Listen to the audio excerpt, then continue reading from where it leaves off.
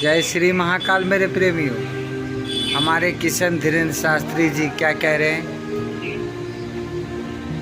जो हिंदू राष्ट्र बनाने के लिए और अपने आप को सुखी आनंदमय जीवन बिताने के लिए क्या क्या कर्म करना होगा। हमने कहा कि हमें सफलता पानी है।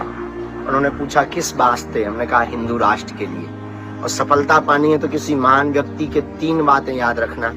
एक व्यक्ति ने कहा है नशा, नींद और पराई नारी, ये 3 चीजों का जो त्याग करेगा वही सफलता पाएगा।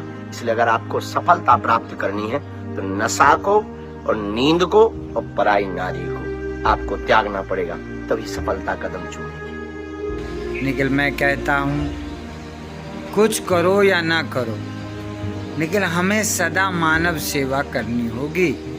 यदि हम मानव स्वयं का विकास चाहते हैं तो स्वयं की यदि तरक्की चाहते हैं तो मानव सेवा, जीव सेवा करनी होगी। क्योंकि मैंने देखा जो नशा नहीं करता वो मानव सेवा भी नहीं करता, और जो जितना बड़ा शराबी, जो जितना बड़ा गजेड़ी, वो उतना ही मानव सेवा करता। अब मुझे बताइए, जो आखिर मानव सेवा कौन करता है? क्योंकि हमने देखा है जिनके पास कहते हैं हमारे पास पुण्य की कमाई है, वो धर्म ही नहीं कर पाते।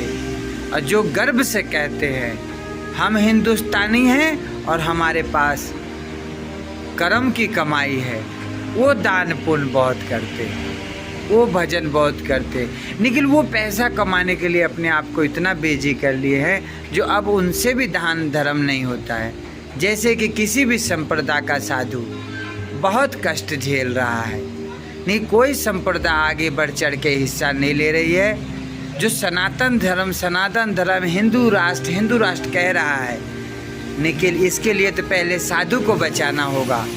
अब देखिए केदारनाथ में हम भूखे प्यासे तो यहाँ बैठे ही हैं। अब जब तक पट बंद होगा तब तक हम भोजन नहीं करेंगे।